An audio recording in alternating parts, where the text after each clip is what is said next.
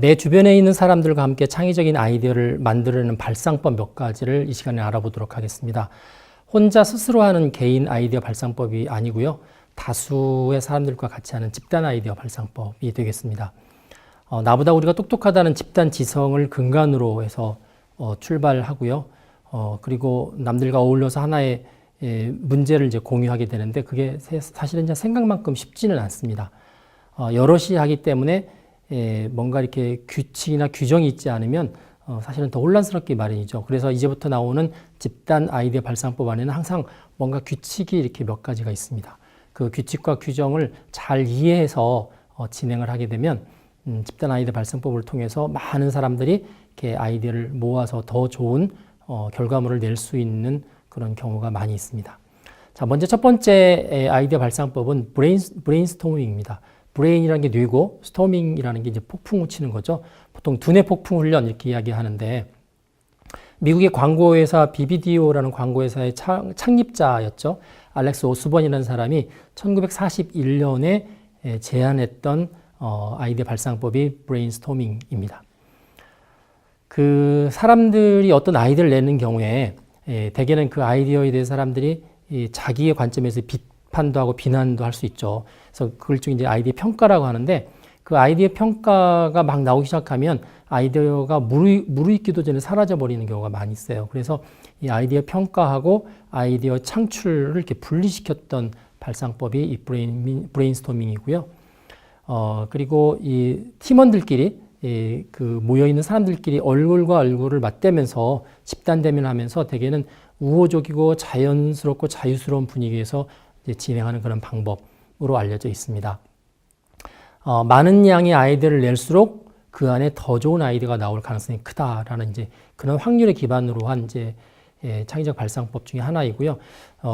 중요한 점은 이 브레인스토밍을 하다 보면 자칫 규정과 규칙을 잊어버리면 토론이 돼버립니다. 토론과 회의가 됩니다. 굉장히 힘든 회의, 굉장히 힘든 토론이 되는 거죠. 그래서 브레인스토밍하고 회의나 토론하고가 어떻게 다른가를 보통 네 가지의 규정, 네 가지 원칙에 의해서 구분을 하는데 이 네 가지의 원칙을 잠깐 말씀을 드리겠습니다. 첫 번째는 비판 금지의 원칙입니다. 다른 사람이 제안한 아이디어를 절대로 비판하지 않습니다. 그리고 말로뿐만이 아니라 표정, 그 사람이 말한 거를 무시하는 듯한 표정, 시선 이런 게 있을 수 있죠. 그런 거를 절대 표현하지 않는 게 첫 번째 원칙입니다.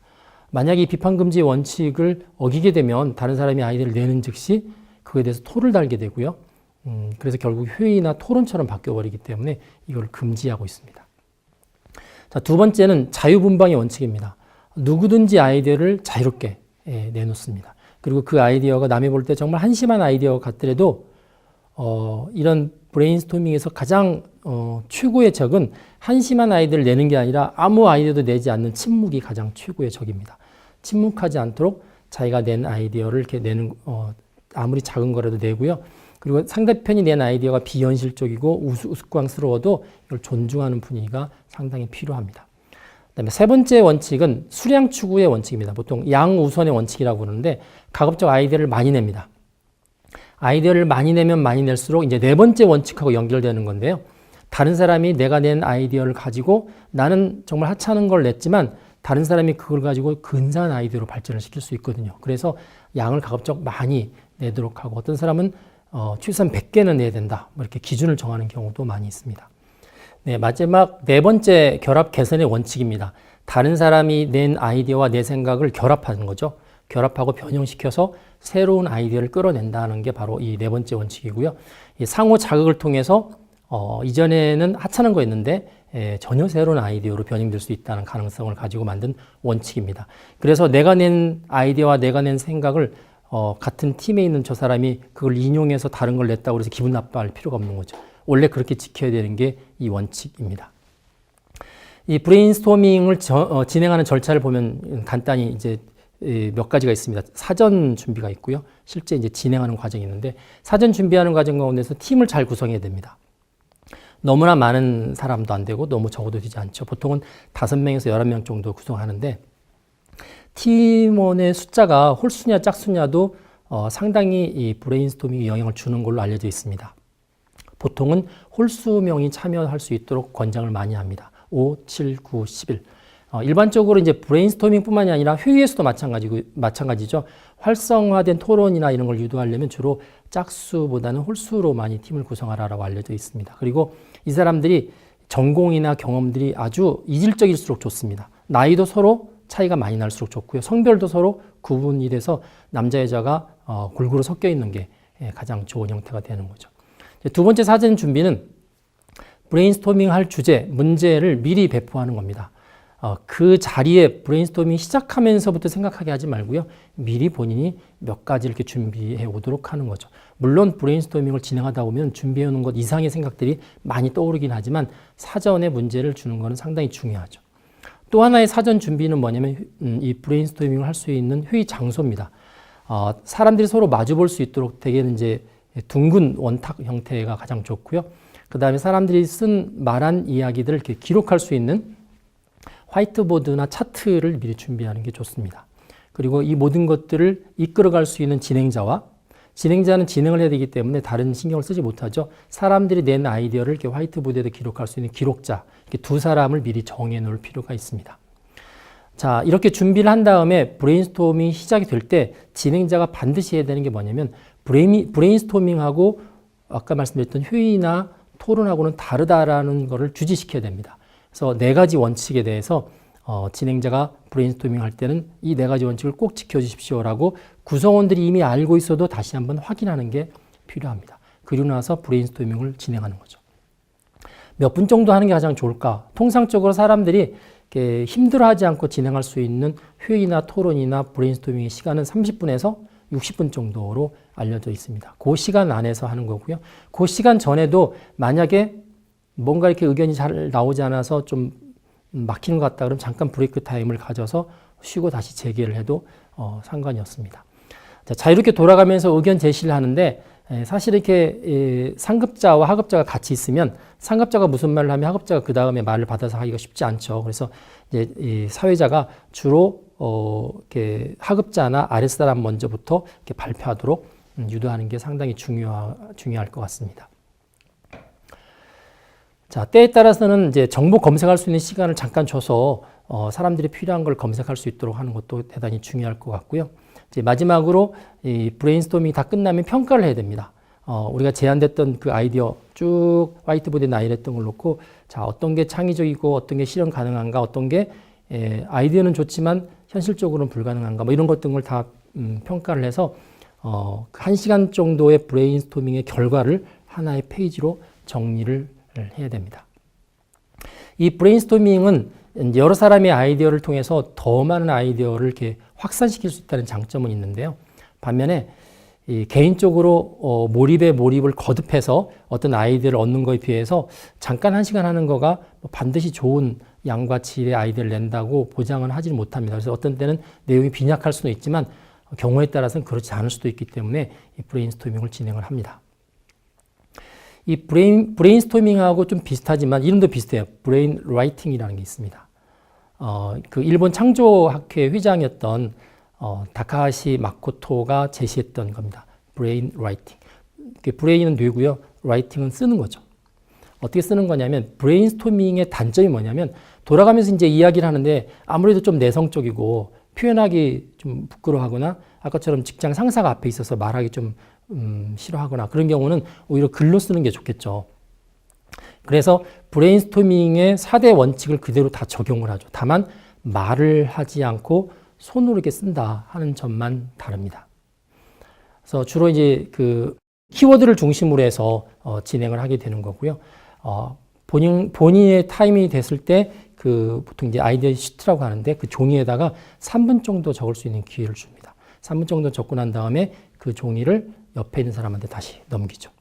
그래서 이 발언 기회가 쭉 돌아가는 것처럼 이 아이디어 시트에다가 자기 아이디어를 쓸 수 있는 기회를 3분씩 이렇게 한 사이클씩 돌립니다. 한 사이클, 두 사이클, 최대 보통 5사이클 정도를 많이 돌린다고 되어 있습니다.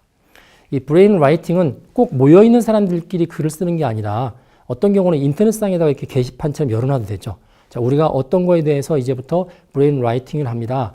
관심 있는 분들은 들어오셔서 앞에 있는 글들을 읽어보시고 그거를 더 증폭하거나 개선시키기 위해서 아이디어를 내셔도 좋습니다. 그래서 쭉 많은 사람들이 글을 받을 수도 있습니다. 그런 면에서는 아주 그 집단 자유 발상법에 적합한 또 그런 아이디어 발상법이라고 볼 수가 있습니다. 그 일본의 문화인류학자이고 동경공업대학 교수였던 카와기타 지로라는 사람이 있습니다. 카와기타 지로가 본인의 이름 약자를 따서 KJ법이라는 것을 만들었습니다. 이 KJ법은 이 브레인스토밍하고 브레인라이팅을 좀 약간 섞여 있는 듯한 느낌을 주면서도 좀 다른 부분이 뒷부분에 들어가 있습니다. 앞부분은 주로 카드를 이용한 브레인스토밍이다라고 보실 수 있고요. 뒤에 가면 그 브레인스토밍에서 나왔던 것들을 놓고 그룹핑을 합니다. 그래서 그룹핑을 하면서 비슷한 것끼리 이렇게 축약을 한다고 그러죠. 모아가고 그렇게 하는 형태라는 게 바로 KJ법이다라는 겁니다. 그래서 많은 정보들을 쭉 펼쳐놓고 그 가운데서 연관성 있는 것들을 묶죠. 묶어서 요약하다 보면은 그 묶음이 점점 줄어들겠죠. 그래서 그 줄어드는 거를 가지고 하나의 표로 관계를 이렇게 표시하는 방법이 여기서 말하는 이제 KJ법입니다. 자, 이렇게 하기 위해서는 뭐냐면 카드를 팀원들한테 한 5장 정도 빈 카드를 먼저 줍니다. 빈 카드를 주고 나서 이제 브레인스토밍의 원칙을 똑같이 지키고요. 팀원들이 그 카드에다가 자기의 아이디어를 이렇게 한 20자 이내씩 이렇게 적습니다. 그래서 말을 하고 적고, 말을 하고 적고, 말을 하고 적고. 그래서 한 5번 정도 돌죠. 5장을 줬기 때문에. 그러면 그 카드를 전체를 다 가져와서 섞습니다. 다 섞고 펼쳐놓죠.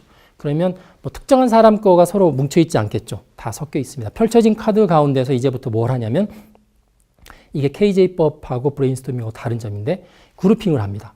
전체 10명이서 5장 카드를 가졌으면 50장이겠죠.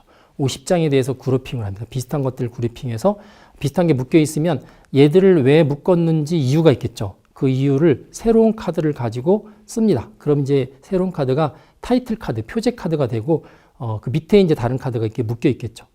그런 식으로 해서 축약해서 이게 덩어리들을 이렇게 좁혀가기 시작합니다. 그래서 표제 카드로 묶인 것도 또 다른 거하고 이렇게 검토를 하다 보면 이것보다 더 다른 개념으로 또 묶일 수가 있습니다. 뭐 일종의 이제 추상화 과정, 뭐 균합적 접근 뭐 그렇게 이야기를 하는데요. 그래서 그룹핑을 하면서 비슷한 표제끼리 또 가까이 놓고 묶고 하는 작업을 하고요. 대개는 한 10개 정도의 표제 카드가 남을 때까지 진행을 합니다.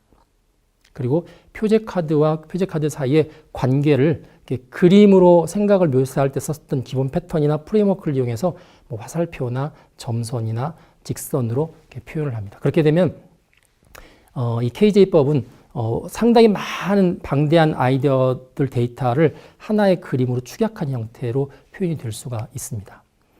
그래서 이런 그 KJ법이 주로 이게 박물관이라든지 이런 데서 보면은 서로 관련성 없는 많은 데이터를 긁어 모아놓고 걔들끼리 어떤 관계성을 묶을 때 많이 쓰는 방법인데 이게 일반화돼서 일반 사람들이 창의적 발상을 집단으로 할 때도 역시 많이 사용하는 방법입니다.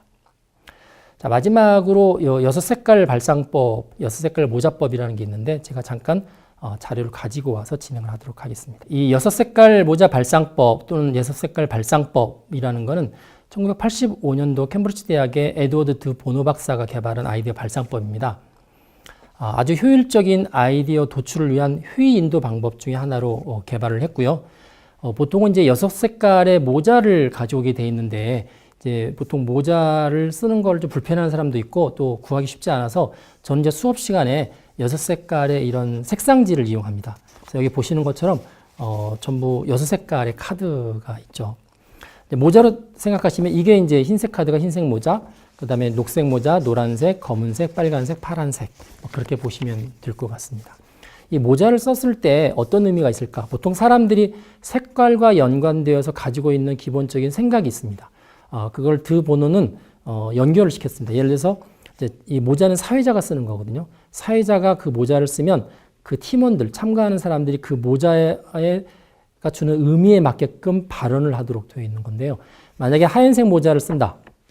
사회자가 하얀색 카드를 이렇게 제시를 했어요. 그러면 보통 우리가 생각하는 것처럼 하얀색은 백지죠.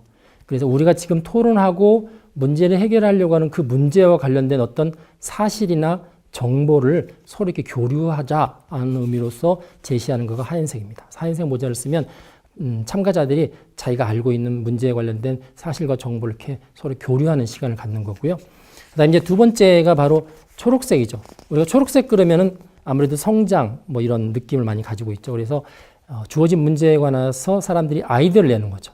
아이디어를 탐색하고 대안을 제시하라 하는 뜻이 초록색 모자고 초록색 카드라고 볼 수가 있습니다. 자, 그리고 난 다음에 이 아이디어 제시된 거에 대해서 사람들이 이제 긍정적인 그 아이디어를 성사시키기 위해서 그 아이디어의 이점을 조사하고 또 성공적으로 구현하기 위한 방법들을 더 모아야 되는데 그렇게 하기 위해서 노란색을 씁니다. 보통 노란색은 보통 긍정이라는 뜻이 있고요. 검정색은 부정이라는 뜻이 있죠. 그래서 이 긍정의 사고를 많이 모으려는 게 노란색 모자죠. 그래서 초록색 모자 때 초록색 색깔 때 냈던 아이디어에 대해서 노란색 색깔일 때 좀 더 아이디어를 발전시키는 겁니다. 성공시키기 위한 그런 생각들을 이제 나누게 되는 거죠. 자, 그 다음에 검정색 모자입니다. 검정색 카드인데 검정색은 아이디어와 관련된 문제점을 찾는 겁니다. 모든 아이디어가 다 완벽하진 않잖아요. 그래서 문제점을 말하는 거죠. 문제점에 대해서 부정적인 부분들을 많이 도출을 해냅니다. 그렇게 되면 앞에 말했던 노란색의 긍정적인 것과 그다음에 뒤에서 말했던 검은색의 부정적인 것들을 종합해서 본인들이 의견을 말하는 겁니다. 내 생각에는 앞에 냈던 아이디어 폐기시키자. 왜냐하면 긍정적인 부분보다 부정적이 너무 많다. 이거 우리 없었던 걸로 하자. 뭐 이렇게 생각할 수도 있고요. 어떤 사람은 아니야, 내가 볼 때는 좀 더 생각해보고 뭐 괜찮은 아이디어 같은데 좀 더 나중에 더 고려를 해보자. 이렇게 의견을 말하는 이 빨간색이 주로 이제 감정에 대한 건데 내 생각은 이렇다. 그 아이디어에 관한 결론을 서로 나누도록 하는 게 빨간색입니다. 자, 마지막으로 파란색은 파랗다는 이야기 이제 물 뭐 이런 느낌 있죠. 차갑다. 그래서 주로 사회자가 이제 진행을 할 때 어떤 회의 진행을 위한 필요한 조치를 취할 때 파란색을 많이 쓰고요. 또 결론을 내리거나 회의가 아니라 토론이죠. 토론을 아이디어 발상을 중단하거나 잠깐 쉬게 하거나 다시 복귀하거나 할 때도 파란색, 의사진행 발언을 주로 가져오는 색깔이라고 보시면 될 것 같습니다. 각 색깔별로 이제 의미들을 아마 파악을 하셨을 텐데 이제 주로 그 색상별로 색깔 모자별로 나오는 대화를 한번 몇 가지 사례를 한번 들어보도록 하겠습니다. 자, 흰색 모자일 때는 이제 주로 객관적인 데이터나 정보들을 나눈다고 그랬죠. 그래서 주로 이 흰색 카드나 흰색 모자를 썼을 때는 지금 우리가 이 문제에 대해서 가지고 있는 정보가 뭐가 있나요? 우리한테 부족한 정보가 뭐가 있을까요? 어떻게 얻을 수 있을까요? 정보를 좀 더 검색해 볼까요? 이런 대화들이 주로 오가는 게 흰색일 때의 대화라고 볼 수 있고요. 이제 초록색일 때는 이거죠. 이 문제를 해결하기 위한 다른 대안이 없나요? 그리고 장점을 잘 살리면서 단점을 없앨 수 있는 새로운 방법을 좀 제시해 보시죠. 라고 해서 아이디어를 자꾸 제시하도록 유도하는 질문들이 주로 이 초록색일 때 이제 주로 사회자가 하는 내용이 되겠습니다. 그리고 이제 노란색일 때 이제 긍정적인 견해라고 그랬죠. 그래서 사람들이, 예를 들어 생산 설비를 조금만 이렇게 소비자들한테 가까운 곳에 옮기게 되면 아마 지금 냈던 아이디어는 굉장히 효과적일 것 같다. 뭐 우리가 홍보만 잘한다면 소비자들한테 굉장히 좋은 반응이 기대된다. 이렇게 아이디어를 성공시키기 위해서 격려하는 어투의 이제 제안을 많이 이 노란색 때 내게 됩니다. 그리고 이제 검은색 때는 이제 부정적인 견해라고 말씀을 드렸죠. 되게 왜 불가능한지, 왜 우리가 채택하지 못하는지에 대한 이야기를 하는데 예를 들면 뭐 규정 때문에 그거 시행할 수 없다. 또 그거를 진행하게 되면 주문이 엄청나게 밀릴 텐데 그 밀리는 주문을 설비들이 감당할 수가 없다. 뭐 이런 의견을 통해서 검은색일 때 이제 부정적인 의견들을 많이 내게 되는 거죠. 자, 그 과정을 통해서 이제 본인의 생각을 이야기하는 게 빨간색이죠. 그래서 내가 보기에 이 계획, 이 아이디어는 성공할 것 같지 않다. 또 반대로 이거 굉장히 좋은 느낌이 든다. 나는 이 아이디어를 우리 회사에서, 우리 조직에서 채택했으면 좋겠다. 뭐 이런 의견들을 내는 게 이제 빨간색이 되겠습니다. 파란색은 뭐 아까 말씀드렸지만 사회자가 의사진행을 이제 하기 위해서 쓰는 카드이기 때문에 예를 들어서 아이디어를 너무 비판을 심하게 하거나 그런 사람한테 아이디어 비판이 너무 심한데 좀 시간을 좀 줄여달라. 당신 말이 많은데 좀 요약해달라. 뭐 이런 식으로 해서 이렇게 사람들이 어떤 말하는 것들을 컨트롤할 수도 있고요. 흐름 자체를 이 상태에서 그러면 다시 초록색으로 한번 가보겠습니다. 이렇게 제시하면서 자, 아이디어를 한번 새로 다시 받아볼까요? 이런 식으로 이렇게 흐름들을 바꿀 수 있는 게 바로 파란색 모자일 때의 대화라고 볼 수가 있습니다. 그래서 일반적으로 이 6색깔 모자 발상법에서는 흰색부터 시작하죠. 흰색, 정보, 그 다음에 초록색은 아이디어죠.